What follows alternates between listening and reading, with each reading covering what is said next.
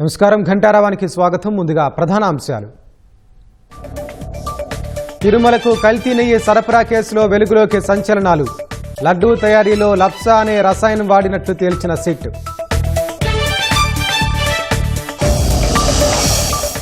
కర్నూలు జిల్లా కలుగొట్లలో నేడు సీఎం చంద్రబాబు పర్యటన. మీ భూమి మీ హక్కులో పట్టాదారు పాస్ పుస్తకాలు పంపిణీ.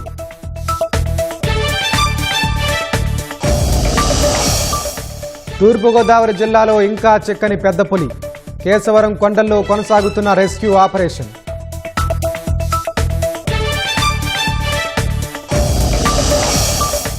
మేఘాలయ బొగ్గుగనిలో పేలుడులో 18కి చేరిన మృతులు. శిథిలాల కింద మరికొందరు ఉండొచ్చని అనుమానం.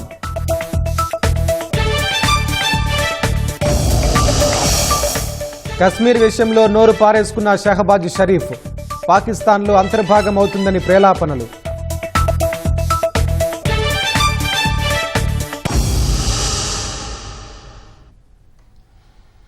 వైసీపీ హయాంలో తిరుమలకు కల్తీ నెయ్యి సరఫరా చేసిన కేసులో తవ్వే కొద్దీ సంచలన విషయాలు వెలుగులోకి వస్తున్నాయి. లప్సా అనే రసాయనాన్ని ఈ ముఠా కల్తీ నెయ్యి తయారీలో వినియోగించినట్లు స్పష్టమవుతోంది. లప్సాను వాషింగ్ పౌడర్లు, వాషింగ్ లిక్విడ్లు, డిష్ వాష్ లిక్విడ్లు, ఫ్లోర్ క్లీనర్లు, టాయిలెట్ల క్లీనర్ల తయారీతో పాటు పారిశ్రామిక రంగాల్లో క్లీనింగ్ ఏజెంట్గా ఆయిల్, గ్రీజు మరకలు తొలగించేందుకు ఉపయోగిస్తారు. పురుగుమందులు, క్రిమి సంహారకాల్లోని రసాయనాలు నీటిలో సమానంగా కలిసేలా చేయడంలో ఎమల్సిఫైయర్గా దీన్ని వాడతారు. ఇది అత్యంత ప్రమాదకరమైన రసాయనం. తిరుమల శ్రీవారి లడ్డూ తయారీలో కల్తీ నెయ్యి విషయంలో మరో ఘోరం వెలుగు చూసింది. తిరుమలకు సరఫరా కోసం లక్షల కిలోల కల్తీ నెయ్యి తయారు చేసిన భోలేబాబా డైరీ డైరెక్టర్లు అందుకోసం వివిధ రసాయనాలు కొన్నట్లు సిట్ దర్యాప్తులో తేల్చింది. అందులో భాగంగా ఢిల్లీలోని అరిస్టో కెమికల్స్ నుంచి 8,900 కిలోల లాక్టిక్ యాసిడ్, లప్సా లేదా యాసిడ్ స్లర్రీ కొన్నారని అభియోగ పత్రంలో పేర్కొంది.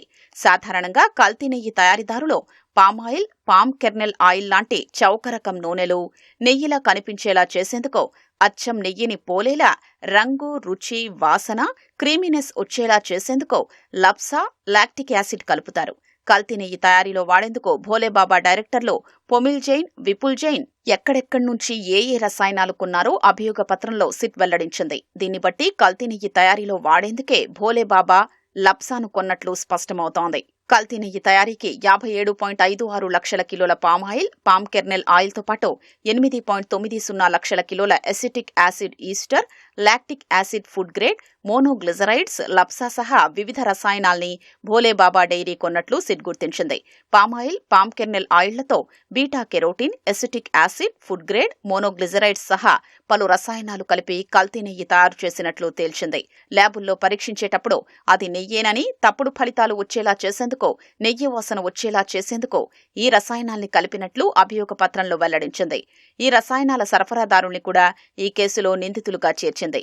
దీన్ని బట్టి లప్సాను కల్తీ నెయ్యి తయారీలో వినియోగించినట్లు స్పష్టమవుతోంది. కల్తీ నెయ్యి కోసం కాకపోతే ఒక సాధారణ డైరీకి 1000 కిలోల లప్సా అవసరం ఏముంటుంది? భోలేబాబా డైరీ లప్సా కొన్నట్లు గుర్తించిన సిట్ దానిపై మరింత లోతుగా దర్యాప్తు చేయకుండా వదిలేసింది. ఆయిల్ అండ్ పెట్రోకెమికల్స్ రంగంలో చమురు బావుల్ని శుభ్రం చేయడానికి డ్రిల్లింగ్ ఫ్లూయిడ్స్ లో లప్సాను వాడతారు. వస్త్ర పరిశ్రమలో క్లీనింగ్, వెట్టింగ్ ఏజెంట్గా ఫ్యాబ్రిక్ ప్రాసెసింగ్లో వినియోగిస్తారు. ఇది అత్యంత ప్రమాదకరమైన రసాయనం. ఆహార భద్రత ప్రమాణాల చట్టం 2006 ప్రకారం ఇలాంటి హానికర రసాయనాల్ని ఆహార ఉత్పత్తుల్లో వాడడం నిషేధం. నెయ్యి, పాలు సహా ఏ ఆహార ఉత్పత్తుల తయారీలోనూ లప్సాను ఎట్టి పరిస్థితుల్లోనూ ఉపయోగించకూడదు. ఇది ఆరోగ్యానికి చాలా హానికరం. లప్సా కలిసిన నెయ్యిని వినియోగిస్తే జీర్ణాశయ సమస్యలు, కాలేయ వ్యాధులు, పేగులకు గాయాలు వచ్చే ముప్పుంది. దీర్ఘకాలంలో క్యాన్సర్ లాంటి రోగాలు వచ్చే ప్రమాదముంది. మానవ ఆరోగ్యానికి అత్యంత ప్రమాదకరమైన ఆహార ఉత్పత్తుల తయారీలో నిషేధించిన ఇంతటి ప్రమాదకర రసాయనాన్ని కల్తీ నెయ్యి తయారీలో భోలేబాబా డైరీ వినియోగించినట్లు స్పష్టమవుతుండడం ఆందోళన కలిగిస్తోంది. కర్నూలు జిల్లా ఎమ్మిగనూరు మండలం కలుగొట్లలో నేడు ముఖ్యమంత్రి చంద్రబాబు పర్యటించనున్నారు. కలుగట్లలో జరిగే మీ భూమి మీ హక్కు కార్యక్రమంలో భాగంగా నిర్వహించే పట్టాదారు పాస్ పుస్తకాల పంపిణీలో పాల్గొంటారు. గ్రామ సభలో పాస్ పుస్తకాల పంపిణీ అనంతరం ప్రజావేదికలో ప్రజలను ఉద్దేశించి ప్రసంగిస్తారు. వ్యవసాయ క్షేత్రంలో పర్యటించి మధ్యాహ్నం 2 గంటలకు రైతులతో ముఖాముఖి నిర్వహిస్తారు. కలుగట్లలో జరిగే పార్టీ క్యాడర్ మీటింగ్కి హాజరవుతారు. సాయంత్రం తిరిగి అమరావతికి చేరుకుంటారు. సీఎం పర్యటన సందర్భంగా ముమ్మర ఏర్పాట్లు జరుగుతున్నాయి. హెలీప్యాడ్, ప్రజావేదికను పూర్తి చేశారు.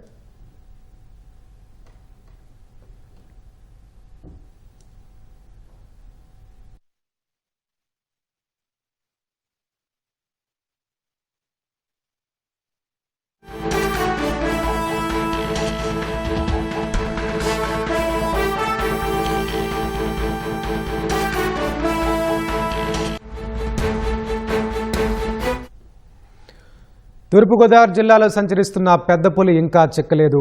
మండపేట మండలం కేశవరం కొండల్లో రెస్క్యూ ఆపరేషన్ కొనసాగుతోంది. దీనికి సంబంధించి మరింత సమాచారం మా ప్రతినిధి సాయికృష్ణ తెలుసుకుందాం.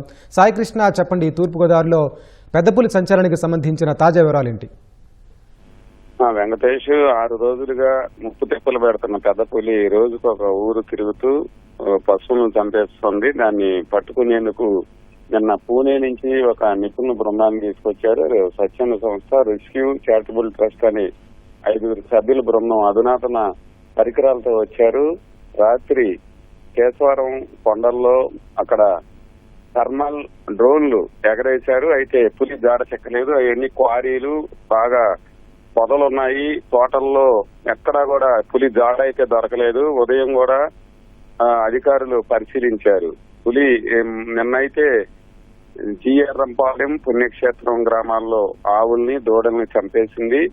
ఆ తర్వాత దాని పాదముద్రల ఆధారంగా జిల్లా ఉన్నతాధికారులు కలెక్టర్ కీర్తి చేకూరి, ఎస్పీ నరసింహకిషోర్, రాజమహేంద్రవరం సర్కిల్ అటవీ శాఖ ఉన్నతాధికారి సిసిఎఫ్ మూర్తి ముగ్గురు కూడా జీఆర్ఎంపాలెం, కృష్ణారావు నగర పరిసర పొలాల్లో మొత్తం పరిశీలించి పులి పాదముద్రలు అయితే గుర్తించారు. ఆ తర్వాత అది మండపేట మండలం కేశవరం కొండల్లోకి, కోకోకోలా పరిశ్రమ వెనకాల ఉన్న కొండల్లోకి ఎక్కినట్టు కూడా గుర్తించారు. అయితే రాత్రి మాత్రం దాన్ని ఎట్లన్నా పట్టుకోవాలని అయితే ప్రకటించి ఆ మేరకు పరిశీలన చేశారు. అయితే పుణ్యక్షేత్రంలో కూడా రాత్రి సమాచారం రావడంతో స్థానికుల నుంచి అక్కడ కూడా పరిశీలించామని అటవీ అధికారులు చెప్పారు. అయితే ఎక్కడా కూడా ట్రాప్ కెమెరాల్లోనూ డ్రోన్ గాని పులి జాడ మాత్రం చెక్కలేదు. ఈ పరిసర ప్రాంతాలు దాటితే మాత్రం అంతా మైదాన ప్రాంతం, అటు మండపేట నియోజకవర్గం, ఆ తర్వాత అనపర్తి మొత్తం వరి పొలాలు, మైదాన ప్రాంతం, జనసంచారం ఎక్కువగా ఉంటుంది. అది ముందుకెళ్తుందా లేకపోతే వెనక్కి వస్తుందా, ఎటువైపు మల్లుతుందా అనేది మాత్రం ఇప్పుడు ఉత్కంఠగా మారింది. ద్వారపూడి పరిసర ప్రాంతాల్లో కూడా ప్రజలందరూ అప్రమత్తంగా ఉండాలని అటవీ అధికారులు అయితే విజ్ఞప్తి చేస్తున్నారు. కేశవరం, ద్వారపూడి, జీఆర్ఎంపాలెం, పాత తొంగపాడు, కొత్త తొంగపాడు, అలాగే పుణ్యక్షేత్రం రాజానగరం, మండపేట, ఈ 2 నియోజకవర్గ మండలాల పరిధిలోని మాత్రం ఇప్పుడు పులి సంచరిస్తోంది. సరిహద్దు గ్రామాల ప్రజలందరూ కూడా చాలా జాగ్రత్తగా ఉండాలని చెప్తున్నారు. అట్లాగే ఎవరు కూడా యువకులు సెల్ ఫోన్ లో బంధించడం, దాన్ని వెంబడించడం, బెదిరిపోయేలా చేయటం, పాదముద్రలు చెడిపోయటం, గుంపులుగా వెళ్లి పులి ఉందన్న సమాచారంతో దాన్ని తెలుసుకోగానే దాన్ని వెంబడించే కార్యక్రమాలు మాత్రం చేయొద్దని పదే అయితే విజ్ఞప్తి చేస్తున్నారు. అయితే పట్టుకోవడం కష్టంగా కూడా మారిందనేది అధికారులు చెప్తున్నమాట. మరోవైపు రోజుకో ఊర్లో తిరుగుతూ పశువులను చంపేస్తుండటంతో స్థానిక గ్రామాల ప్రజలు మాత్రం తీవ్ర భయాందోళనలో ఉన్నారు. వెంకటేష్, ధన్యవాదాలు సాయికృష్ణ.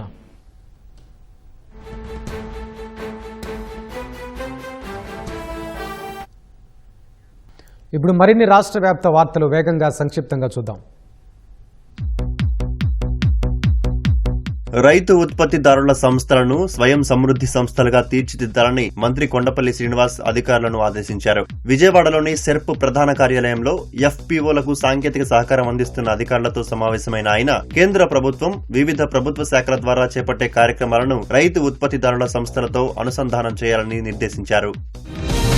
ఎస్సీ సబ్ ప్లాన్ నిధులు 100% ఖర్చు చేయాలని అధికారులను మంత్రి డిఎస్బీవి స్వామి ఆదేశించారు. రాష్ట్ర సచివాలయంలో సాంఘిక సంక్షేమ శాఖ అధికారులతో మంత్రి సమావేశమయ్యారు. నిధుల వినియోగానికి యాక్షన్ ప్లాన్ రూపొందించి అద్దె భవనాల్లో ఉన్న హాస్టళ్లకు శాశ్వత భవనాల నిర్మాణానికి చర్యలు చేపట్టాలని ఆదేశించారు. పార్వతీపురం మన్యం జిల్లా సాలూరు మండలం కొదమ గిరిజన పంచాయతీలో లొద్ద జలపాతం ప్రారంభోత్సవ కార్యక్రమంలో మంత్రి సంధ్యారాణి పాల్గొన్నారు. జలపాతానికి 6 కిలోమీటర్ల రోడ్డును 6 కోట్ల రూపాయల వ్యయంతో అభివృద్ధి చేయనున్నట్లు తెలిపారు. టీటీడీ నూతన ఈవో ముద్దాడ రవిచంద్ర తిరుమలకు చేరుకున్నారు. టీటీడీ అదనపు ఈవో వెంకయ్య చౌదరి ఆయనకు స్వాగతం పలికారు. తిరుమల శ్రీవారిని దర్శించుకున్న తర్వాత నేడు టీటీడీ ఈవోగా ముద్దాడ రవిచంద్ర బాధ్యతలు చేపట్టనున్నారు. పల్నాడు జిల్లా శావల్యాపురం మండలం వెయ్యకల్లులో 50 లక్షల రూపాయల అంచనా వ్యయంతో లో లెవెల్ బ్రిడ్జికు చీఫ్ విప్ జీవి ఆంజనేయులు శంకుస్థాపన చేశారు. నియోజకవర్గంలోని ఆయా గ్రామాల్లో సీసీ రోడ్లు, డ్రైన్లు, బ్రిడ్జిల నిర్మాణానికి ప్రభుత్వం 8,60 లక్షలు మంజూరు చేసింది. వైసీపీ హయాంలో రాయలసీమ సాగునీటి ప్రాజెక్టులను జగన్ పూర్తిగా నిర్లక్ష్యం చేశారని మాజీ ఎమ్మెల్యే బైరెడ్డి రాజశేఖర రెడ్డి ఆరోపించారు. నంద్యాల జిల్లా మిడుతూరు మండలంలోని అలగనూరు జలాశయాన్ని ఆయన పరిశీలించారు. జగన్ హయాంలో అలగనూరు ఆనకట్ట కొట్టుకుపోతే నిధులు ఇవ్వలేదని గుర్తు చేశారు. సినీ నిర్మాత బండ్ల గణేష్ సంకల్ప యాత్ర కడప జిల్లా రాజంపేటకు చేరుకుంది. రాజంపేటలో ప్రజలు, టీడీపీ నాయకులు ఆయనకు స్వాగతం పలికారు. ఇప్పటికీ 18 రోజులు పాదయాత్ర చేస్తూ 413 కిలోమీటర్లు నడిచారన్నారు. మరో 3-4 రోజుల్లో స్వామివారిని దర్శించుకుని మొక్కు తీర్చుకుంటారని బండ్ల గణేష్ అన్నారు. లంచం తీసుకున్న కేసులో భీమిలి విశ్రాంత తహసీల్దార్ సుంకేసుల సిద్దయ్యకు విశాఖ ఏసీబీ ప్రత్యేక న్యాయస్థానం 3 ఏళ్ల జైలు శిక్ష, 10,000 జరిమానా విధించింది. 2015లో పట్టాదారు పాసు పుస్తకం కోసం 15,000 లంచం తీసుకుంటుండగా సిద్దయ్య ఏసీబీకి పట్టుబడ్డారు.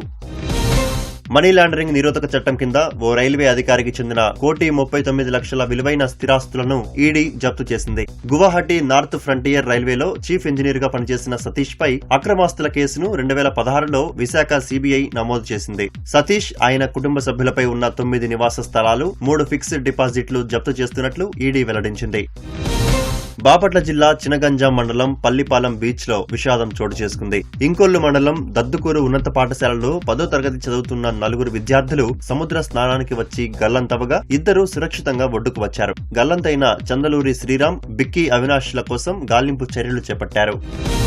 వందే మాతర గీతం 150 సంవత్సరాలు పూర్తి సందర్భంగా గుజరాత్ నుంచి పశ్చిమ బెంగాల్ ను కవర్ చేస్తూ కేరళ వరకు సిఐఎస్ఎఫ్ 130 మంది జవాన్లతో చేస్తున్న సైకిల్ యాత్ర కంచిలి చేరుకుంది. కంచిలి రైల్వే స్టేషన్ వద్ద గ్రామస్తులు జవాన్లకు స్వాగతం పలికారు. భారీ ర్యాలీ నిర్వహించారు. పశ్చిమ గోదావరి జిల్లా తణుకు హౌసింగ్ బోర్డు కాలనీలో విజిలెన్స్ అధికారులు దాడులు నిర్వహించారు. ఇంట్లో అక్రమంగా నిల్వ ఉంచిన 12 టన్నుల రేషన్ బియ్యాన్ని పట్టుకున్నారు. బియ్యాన్ని, వాహనాన్ని స్వాధీనం చేసుకుని అక్రమ నిల్వదారులపై కేసు నమోదు చేశారు.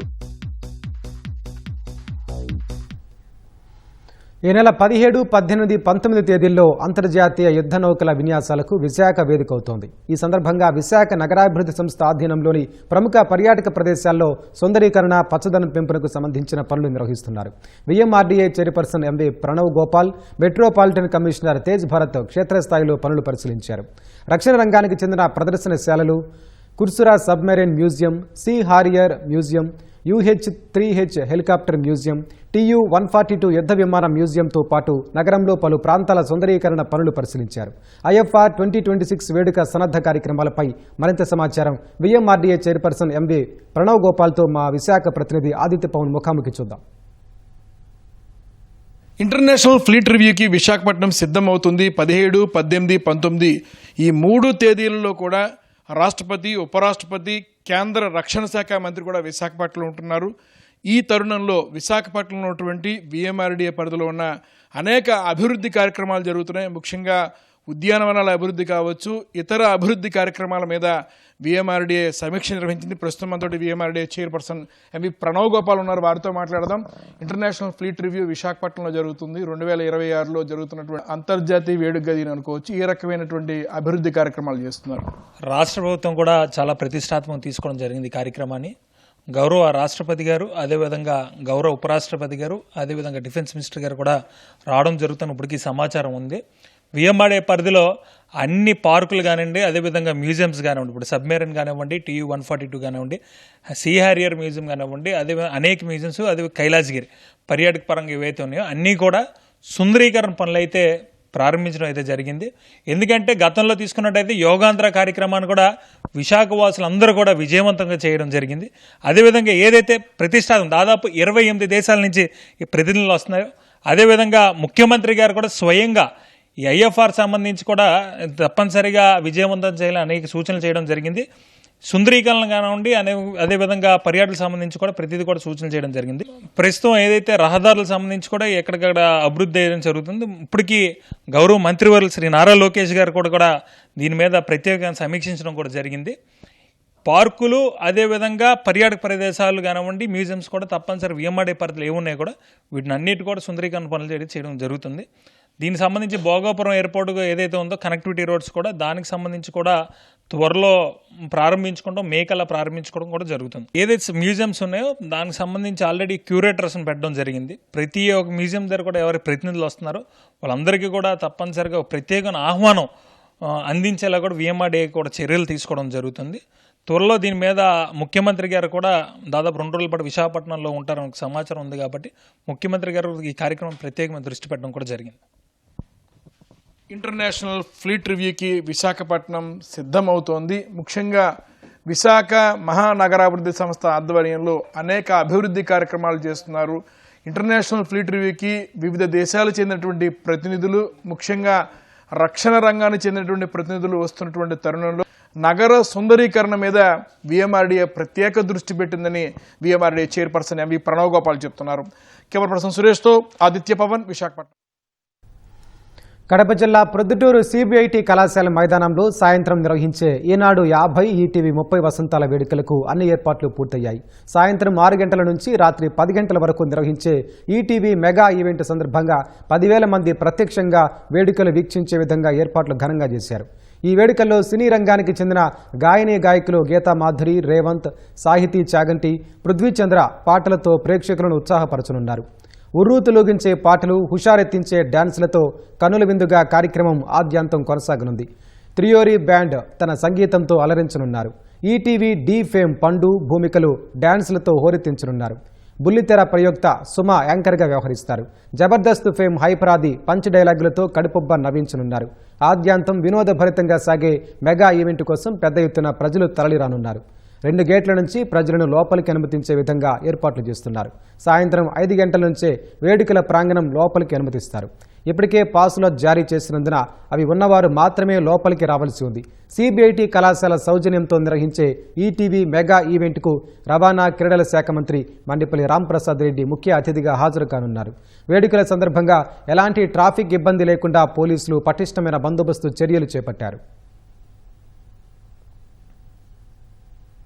మేఘాలయలో బొగ్గు గనిలో జరిగిన భారీ పేలుడు 18 మంది కూలీలు ప్రాణాలు కోల్పోయారు. ఒకరు గాయపడ్డారు. అధిక సంఖ్యలో కూలీలు బొగ్గు గనిలో చిక్కుకున్నారు. తూర్పు జైంతియా హిల్స్ జిల్లాలో ఈ ఘటన చోటు చేసుకుందని పోలీసులు తెలిపారు. గనిలో బొగ్గు తవ్వకాలు చేపడుతున్న సమయంలో ఈ పేలుడు జరిగిందని, దాంతో కూలీలు అందులో చిక్కుకుపోయారని తెలిపారు. ఇప్పటి వరకు 18 మృతదేహాలను వెలికితీశామని చెప్పారు. కూలీల్లో ఎక్కువ మంది అస్సాంకు చెందిన వారిగా తెలుస్తోంది. ఘటనా స్థలిలో సహాయక చర్యలు కొనసాగుతున్నాయి. ఈ గనిని అక్రమంగా నిర్వహిస్తున్నట్లు అనుమానాలు ఉన్నాయి. అయితే పేలుడుకు గల కారణాలు మాత్రం తెలియాల్సి ఉంది. మేఘాలయలో ర్యాడ్ హోల్ మైనింగ్, అశాస్త్రీయ పద్ధతుల్లో తవ్వకాలను 2014లోనే జాతీయ హరిత ట్రైబ్యునల్ ఎన్జీటీ నిషేధించింది. అయినా ఈ పద్ధతుల్లో తవ్వకాలు కొనసాగుతున్నాయి.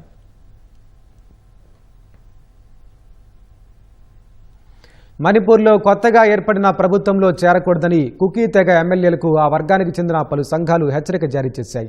మణిపూర్లో తాజాగా రాష్ట్రపతి పాలన తొలగి బీజేపీ ఎమ్మెల్యే యమ్నంగ్ ఖేమ్ చంద్ సింగ్ ముఖ్యమంత్రిగా ప్రభుత్వం ఏర్పాటైంది. కుకీ వర్గానికి చెందిన నెమ్చా కిబ్జన్, నాగా పీపుల్స్ ఫ్రంట్కు చెందిన ఎల్ డికో ఉప ముఖ్యమంత్రులుగా బాధ్యతలు స్వీకరించారు. తమ వర్గానికి చెందిన ఎమ్మెల్యేలు కుకీలకు ప్రత్యేక పరిపాలన కావాలని డిమాండ్ విస్మరించి ప్రభుత్వంలో భాగం కావడంపై ఆయా సంఘాలు ఆగ్రహం వ్యక్తం చేశాయి. నెమ్చా కిబ్జన్ పాటు మెయితీ వర్గ ఎమ్మెల్యేలతో కలిసి ఇంపాల్కు వెళ్లిన కుకీ ఎమ్మెల్యే ఎల్ఎం కవుతే సహా మరో ఎమ్మెల్యేను సామాజికంగా బహిష్కరిస్తున్నట్లు కుకీ సంఘాలు ప్రకటించాయి. ఈ క్రమంలో ప్రభుత్వ ఏర్పాటును నిరసిస్తూ చుర్చంద్పూర్ కేంద్రంగా పనిచేస్తున్న జాయింట్ ఫోరం ఆఫ్ 7 JF7 ఈ ఉదయం 6 నుంచి సాయంత్రం 6 గంటల వరకు సంపూర్ణ బంద్కు పిలుపునిచ్చింది. జమ్మూ కశ్మీర్ విషయంలో పాకిస్తాన్ ప్రధాని షహబాజ్ షరీఫ్ పిచ్చి ప్రేలాపనలు చేశారు. కశ్మీర్ సంఘీభావ దినోత్సవం సందర్భంగా ముజఫరాబాద్లోని పీఓకే అసెంబ్లీని ఉద్దేశించి ప్రసంగించిన ఆయన ఈ ప్రాంతం తమ దేశంలో అంతర్భాగమవుతుందన్నారు. గతేడాది మే నెలలో ఇరు దేశాల మధ్య జరిగిన ఘర్షణల తర్వాత కశ్మీర్ వివాదం దౌత్యపరంగా మళ్లీ రాజుకుందన్నారు. భారత్ ఉగ్రవాదాన్ని పరోక్షంగా ఎగదోస్తోందంటూ నోరు పారేసుకున్నారు. కశ్మీర్ ప్రజల ఆకాంక్షలను గౌరవించడం, ఐరాస భద్రతా మండలి తీర్మానాలను అమలు చేయడమే జమ్మూ కశ్మీర్ వివాదానికి సరైన పరిష్కారమని తెలిపారు. తాము శాంతి స్థాపనను కోరుకుంటున్నామన్న పాక్ ప్రధాని కశ్మీర్ను పాకిస్తాన్ జీవనాడిగా జిన్నా ప్రకటించారని చెప్పారు. అది ఎప్పటికీ తమ విదేశాంగ విధానానికి ఆధారంగా ఉందని షరీఫ్ వెల్లడించారు.